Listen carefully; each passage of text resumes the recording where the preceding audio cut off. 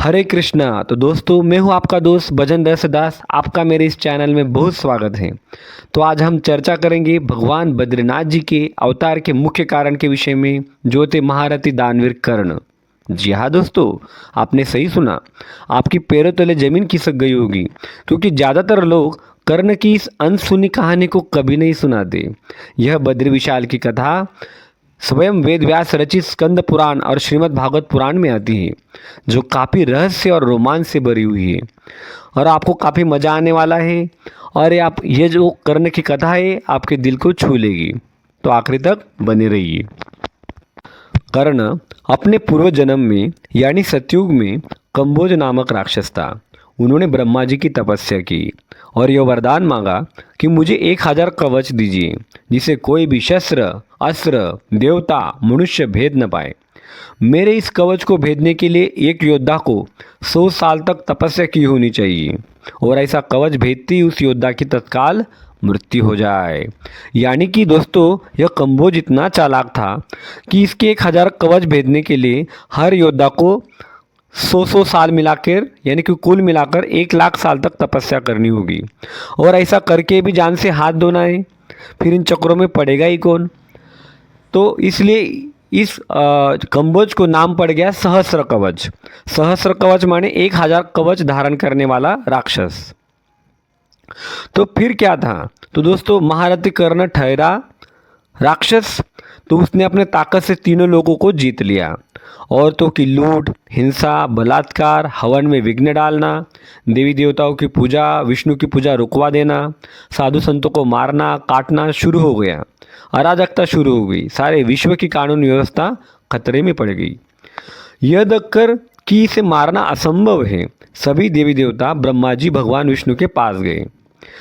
निर्दोष प्राणियों पर हो रहे अत्याचार को देखकर भगवान विष्णु द्रवित हो गए और उन्होंने वचन दिया कि सबको आश्वस्त किया कि वह जल्द ही नर नारायण के रूप में पृथ्वी पर अवतार लेंगे। तो फिर क्या? तो ब्रह्मा जी के पुत्र थे धर्म और दक्ष की कन्या थी अहिंसा यानी मूर्ति। इन दोनों से सतयुग में नर नारायण नामक दोनों जुड़वा भाइयों का जन्म हुआ। जो नर है वह गोरे रंग के थे और जो नारायण थे वो श्याम वर्ण के थे। अपना आश्रम स्थापित करने के लिए वह पृथ्वी पर आदर्श स्थान की तलाश में वह हिमालय की गोदी में, यानी कि आज के उत्तराखंड राज्य में, वृद्ध बद्री, योग बद्री, ध्यान बद्री और भविष्य बद्री नामक 4 स्थानों में घूमे। यह स्थान आज भी है दोस्तों, हाँ, आप जा सकते हैं। अंततः उन्होंने अलकनंदा नदी के पीछे एक गर्म पानी का कुंड है, सूर्य कुंड, और ठंडे पानी का सरोवर मिला। यह स्थान उन्हें बहुत पसंद आया, जिसे उन्होंने बद्र विशाल नाम दिया, जिसे आज हम सनातनी बद्रीनाथ धाम से जानते हैं, जहाँ जिंदगी में एक बार जाना हर किसी का एक सपना होता है। अब भगवान विष्णु ठहरे सबके बाप के बाप, तो उन्होंने एक अलग ही दिमाग चलाया। तो मित्रों, बद्रीनाथ इतना दुर्गम और पवित्र धाम है, लेकिन इसके वरदान भी है। यहाँ पर की गई एक दिन की तपस्या 100 साल के बराबर होती है। तो दोस्तों, अगर आप बद्रीनाथ में हैं और आपने अगर एक दिन नाम जप कर लिया, तो 100 साल तक नाम जप करने का फल प्राप्त होगा। तो मान लीजिए आपने एकादशी का दिन है, अगर एकादशी कर ली बद्रीनाथ में, तो आपने 100 साल तक बद्रीनाथ में एकादशी करने का फल प्राप्त कर लिया। तो यह बद्रीनाथ की विशेषता है। फिर क्या था? तो भगवान नारायण ने क्या किया कि जब नर यानी कि अर्जुन एक दिन के लिए तपस्या करते थे, तो नारायण जी कवच भेदने जाते और ब्रह्मा जी का सम्मान रखने के लिए वो मृत हो जाते। फिर बाद में नर क्या करते? संजीवनी विद्या से नारायण जी को फिर से जीवित कर देते थे। और फिर जब नारायण जी जीवित होकर तपस्या करने जाते थे बद्रीनाथ में, तो नर क्या करते? कवच भेदने जाते और फिर नारायण जी क्या करते? नर को संजीवनी विद्या से जीवित कर देते थे। तो ऐसा युद्ध 999 दिन तक, यानी 2 वर्ष 73 दिन तक चला, और नर और नारायण ने अथक प्रयास करके 999 कवच तोड़ दिए। तो दोस्तों सोचो, अगर सहस्र कवच कंबोज यानी कर्ण अगर कलयुग तक जीवित रहता, तो कितना हाहाकार मच जाता। तो देखिए, नर नारायण और बद्रीनाथ जी की कितनी विशाल कृपा है कि जिनके कारण हम आज चैन से सांस ले पा रहे हैं। कैसे असुरों को उन्होंने मार भगाया। लेकिन कंबोज भी बड़ा चालाक और डरपोक था। 1000 कवच जब टूटने आया था, यानी कि लास्ट वाला कवच बचा था, तब उसने क्या किया? वो सूर्यलोक में जाकर छिप गया। उस समय नारायण ने यानी कि भगवान श्री कृष्ण ने नर से कहा कि हम द्वापर युग में श्री कृष्ण के अवतार में ऐसे अयोग्य व्यक्ति से कवच छीन लेंगे। यह सच है कि कर्ण सूर्य का पुत्र था, लेकिन वो कवच सूर्य देव जी ने कर्ण को कभी नहीं दिया था, बल्कि वह ब्रह्मा जी का ही बचा हुआ लास्ट वाला कवच था। जो 999 कवच टूटने के बाद जो आखिरी वाला जो कवच बचा था 1000वां, तो वो कवच था, तो वो सूर्य देव ने नहीं दिया था। तो जैसे ही द्वापर शुरू हुआ तो कंबोज राक्षस ने अपने पिछले संस्कारों के कारण दुर्योधन से ही दोस्ती की। तो जैसे संस्कार वैसे वैसे ही व्यक्ति क्या करता है, अपने दोस्तों को ढूंढता है। तो शास्त्र के अनुसार 3 चीजें जन्म जन्म पीछा कर दे, हत्या, कर्ज और दुश्मनी। इसके अनुसार कर्ण ने इस जन्म में भी अर्जुन को शत्रु मान लिया था। यह ध्यान देना चाहिए कि अर्जुन कम से कम शुरू में कर्ण को कभी शत्रु नहीं मानता था और न ही कभी प्रतिद्वंदी ही था। कर्ण और अर्जुन के बीच कभी प्रतिस्पर्धा थी ही नहीं, क्योंकि अकेले अर्जुन ने 100 कौरव और कर्णों को एक महान युद्ध यानी कि विराट युद्ध में हरा दिया था और कई बार वो हार चुका था। चूंकि अर्जुन अपने पिछले जन्म में एक तपस्वी थे, भगवान श्री कृष्ण के भक्त थे, इनके इरादे और लक्ष्य शुद्ध थे।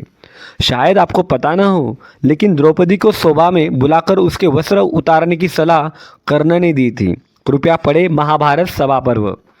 बाद में श्री कृष्ण ने कर्ण को महाभारत घटित होने से पहले का पूरा इतिहास बताकर कुसंग से दूर रहने का प्रयास किया। पिछले जीवन का इतिहास जानने के बावजूद भी भगवान क्या कर रहे हैं, उसे सुधारने का अवसर दे रहे हैं। फिर वो अपनी गलती स्वीकार करता है, लेकिन कृष्ण से माफी मांगते हुए कहता है कि आप वापस जाने के लिए बहुत देर हो चुकी है केशव। लेकिन ध्यान देने वाली बात यह है कि इतना सब कुछ होने पर भी अर्जुन के प्रति उनकी नफरत रत्ती भर भी कम नहीं हुई।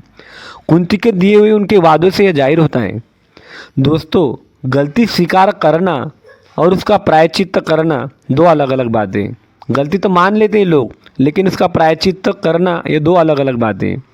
निहत्या अभिमन्यु को मारने में कर्ण ने ही पहल की थी और कर्ण को इसमें खुशी भी मिली थी। अर्थात आपके साथ अन्याय हुआ है, इसका मतलब ये कतई नहीं होता कि आप दूसरों के साथ अन्याय करें। पांडवों ने भी तो बचपन से ही भाग्य से अनेक कष्ट झेले थे, लेकिन उन्होंने कभी धर्म का साथ नहीं छोड़ा।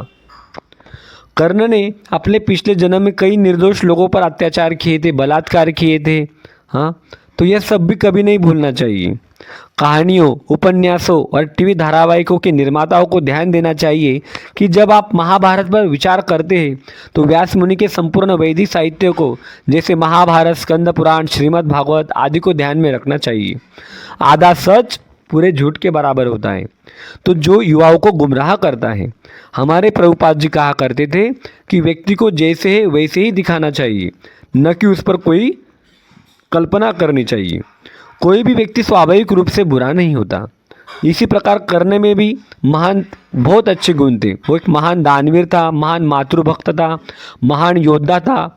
इस जीवन में कृष्ण के प्रति सम्मान था, हृदय से उदार था, उसमें बहुत सारे अच्छे गुण थे और कर्ण इन अच्छे गुणों के लिए हमेशा अमर है और हृदय में उसका स्थान रहेगा, इसमें कोई संदेह नहीं और कोई दो राय नहीं है। तो दोस्तों, यह था भगवान बद्रीनाथ जी का अवतार का प्रयोजन, जो था कंबोज असुरों को मारना।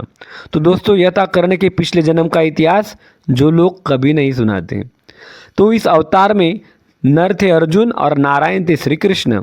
इस बद्रीनाथ अवतार में श्री कृष्ण ने मानव जाति को निम्नलिखित बातें सिखाई: तपस्या, इंद्रियों का संयम, साहस, वैराग्य, श्रेष्ठ कार्य के लिए बलिदान आदि। उम्मीद करता हूँ कि यह कर्ण की और बद्रीनाथ जी की वीर गाथा आपको पसंद आई हो और आपके दिल को छू गई हो। तो दोस्तों, आज के लिए इतना ही। हमेशा जप करें हरे कृष्णा कृष्णा कृष्णा हरे हरे, हरे राम राम राम हरे हरे, और खुश रहे। जय Badri Vishal. Thank you for watching, thank you for giving the time. हरे कृष्णा।